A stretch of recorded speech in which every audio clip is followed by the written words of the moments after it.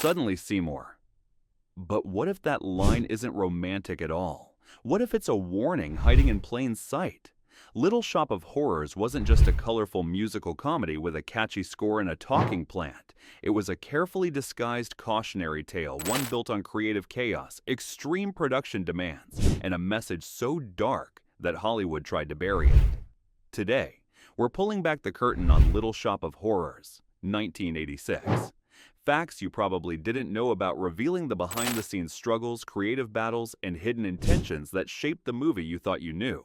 Stay with me to the end, because the final revelation exposes the ending the studio didn't want audiences to see. Now step inside the shop, and whatever you do, don't feed the plant. The plant is the real star, and it nearly shut down production. Audiences remember Audrey 2 as funny, charming, and oddly lovable. Behind the scenes, the plant is a nightmare. Audrey 2 isn't computer-generated. It's a massive practical creation operated by dozens of puppeteers working in total synchronization. Every vine movement, every lip curl, every bite is planned down to the second. One mistake, and the entire take collapses. The plant is so large that it physically reshapes the set. Floors are reinforced, walls are removable. Camera angles are limited by where the machinery can physically fit. What audiences didn't know is that the plant dictates the schedule. Not the actors, not the director, the plant. If Audrey 2 malfunctions, everything stops. Crew members wait, hours vanish. It wasn't a prop serving the film. It was the film serving the prop, and everyone knew it. Rick Moranis performs almost the entire movie in slow motion. Rick Moranis delivers one of the most energetic, lovable performances of the decade. What audiences don't know is that much of it is physically exhausting beyond belief. Because Audrey the 2's movements are pre-recorded at a slower speed, Moranis must act in slow motion on set. Then the footage is sped up later to match the plant's performance. That means every gesture is exaggerated, every step is heavier, every reaction takes more physical effort than it looks. Dialogue timing becomes a minefield. Moranis must hit emotional beats while thinking mechanically. Miss the timing and the shot is useless. It isn't spontaneous comedy, it's precision endurance acting. By the end of long shooting days, Moranis is drained not from jokes, but from the sheer physical discipline required to keep the illusion alive. The laughs are effortless, the performance is not. Ellen Greene sings, while the set literally vibrates. Ellen Greene's Audrey feels fragile, sincere, and heartbreakingly real. What audiences didn't know is how hostile the environment around her is. When Audrey the 2 grows larger, the machinery operating the plant shakes the entire set. Platforms tremble, walls hum, the air fills with mechanical noise. Yet Greene must sing live, softly, sweetly, with emotional precision. There is no room for distraction.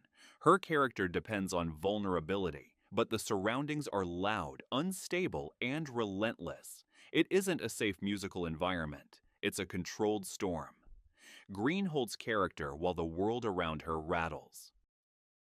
The result is intimacy forged under pressure. That trembling quality in her voice isn't just acting, it's reality bleeding into performance. The film is shot like a horror movie disguised as a musical. On the surface, Little Shop of Horrors feels colorful and theatrical. Behind the camera, it's built like a creature feature. Director Frank Oz blocks scenes using classic horror language: low angles, encroaching shadows, slow reveals, claustrophobic framing. The camera often treats Audrey 2 like a lurking presence, not a punchline. Lighting grows harsher as the plant grows larger. Comedy scenes quietly adopt menace. Musical numbers sit on top of visual unease. It isn't just whimsy, it's dread wearing a smile. What audiences didn't consciously register is that the film trains you to laugh while feeling uncomfortable. The shop feels trapped. The streets feel boxed in. The movie never lets you relax. That's not accidental. That's design. Steve Martin's character pushes the tone to the edge. Steve Martin's Orin Scrivello is outrageous, aggressive, and unforgettable. He also terrifies the studio. Martin's performance is intentionally excessive. His scenes are loud, chaotic, and physically aggressive.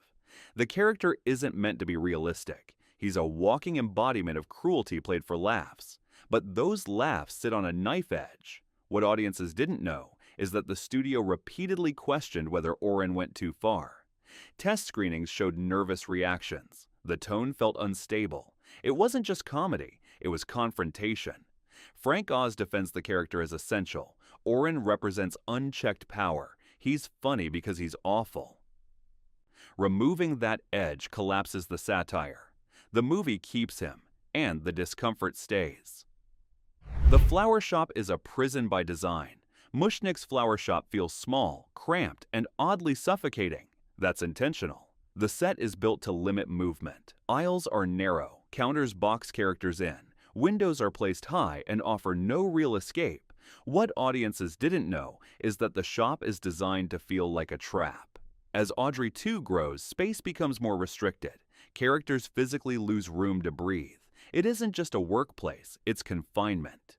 Frank Oz wants the shop to feel like fate closing in. Dreams don't expand here, they compress. By the time the plant fills the room, the shop no longer belongs to the people. It belongs to the monster they fed, and the walls agree. Every song is engineered around the plant's limitations. Musicals usually shape visuals around music. Little Shop of Horrors does the opposite. Audrey II can only move in specific patterns. Mouth movements are pre-planned. Body shifts take time. Songs must be written and staged around what the plant can physically do. That means lyrics are paced to puppet mechanics. Musical breaks allow resets. Choruses are timed to jaw motion. It isn't organic performance, it's mechanical choreography. Howard Ashman and Alan Menken adjust rhythms to accommodate technology. The result feels natural, but it's deeply artificial. What audiences didn't know is that the music bends to the monster, not the other way around, and somehow that restraint becomes part of the magic. The movie hides its darkness inside humor. On paper, Little Shop of Horrors is cheerful. In execution, it's deeply unsettling. Characters succeed by making destructive choices. Rewards come from moral collapse. Dreams are achieved through compromise. The jokes distract you. The music soothes you. But the story never stops escalating. It isn't about ambition. It's about consequences. What audiences didn't consciously register is that every victory costs something human. The film doesn't preach. It lets you laugh while watching damage accumulate. By the time the plant takes over, the tone shift feels earned. The monster isn't sudden. It's grown slowly, fed by choices the audience already accepted. The horror works because the comedy made you complicit. The plant's voice changes as it gains power. Audrey 2 doesn't just grow physically, it evolves vocally. Levi Stubbs gives the plant a playful, sly tone early on.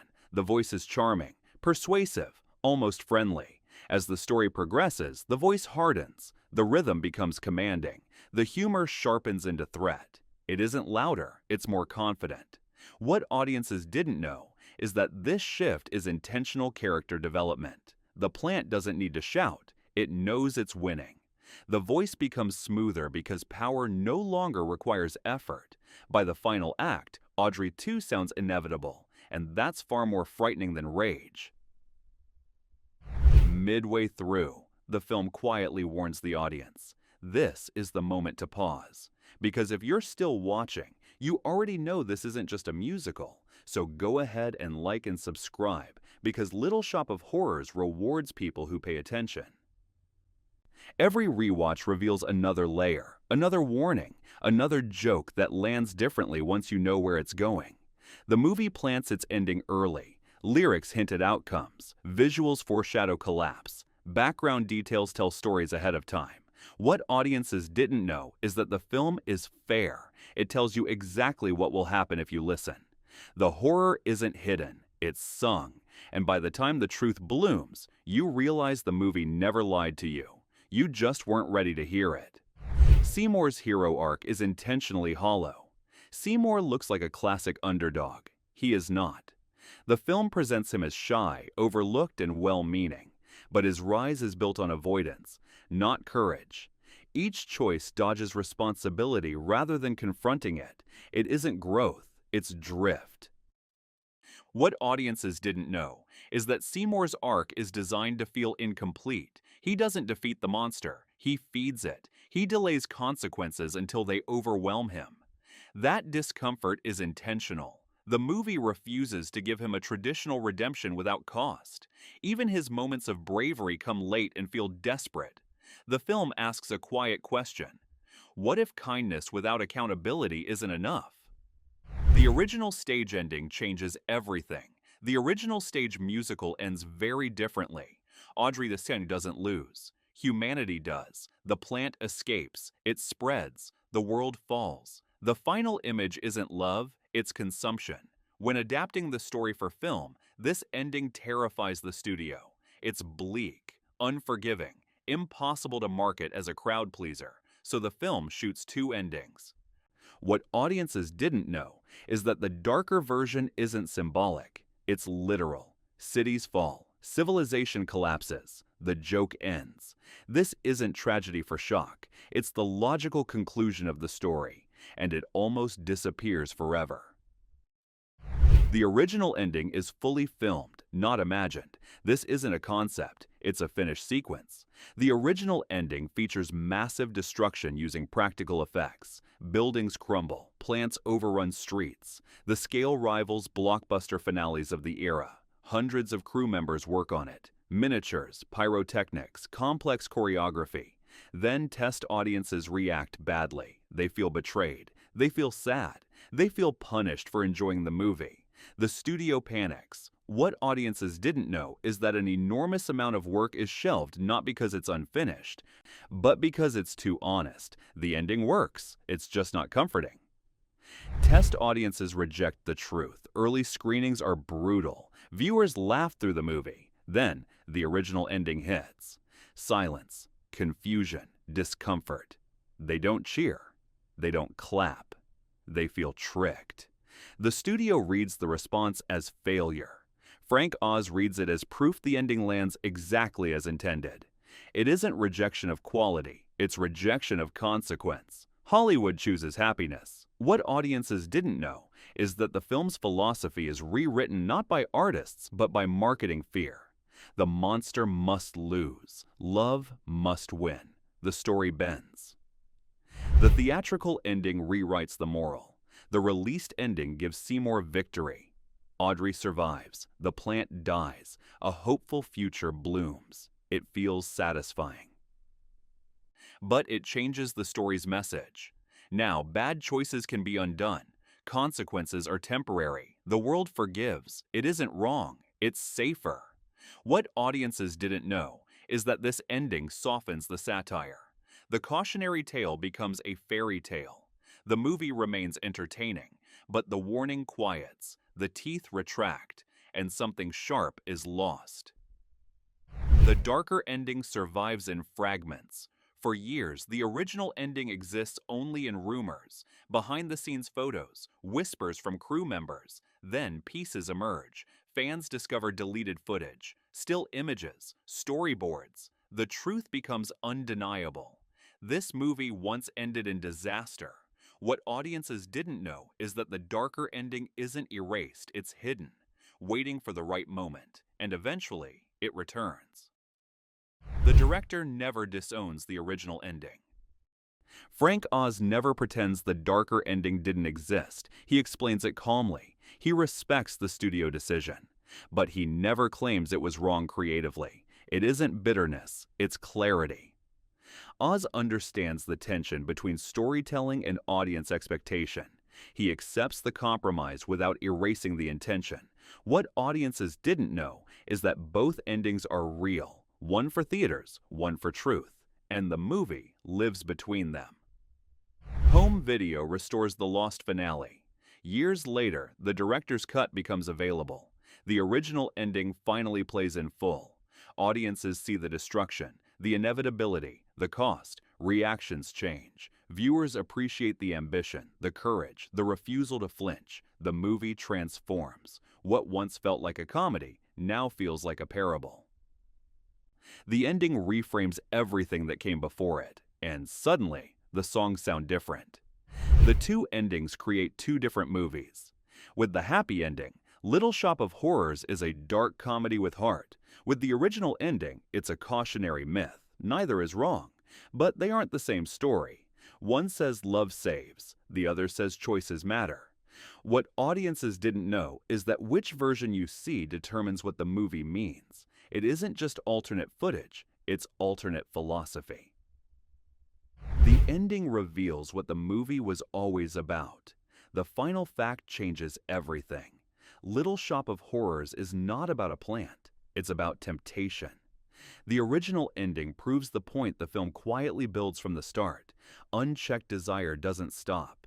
It grows. It consumes. The theatrical ending comforts. The original ending warns. What audiences didn't know is that the movie never forgot its roots. It just hid them behind melody. And when you finally see the ending that wasn't meant to survive, you realize the plant was never the villain. It was the consequence. Little Shop of Horrors looks cheerful, sounds catchy, feels fun. But beneath the songs is a story about choices, pressure, and what happens when we feed the wrong thing. If you enjoyed uncovering these secrets, subscribe, and share, because some movies don't just entertain, they wait. Remember the tagline, don't feed the plants.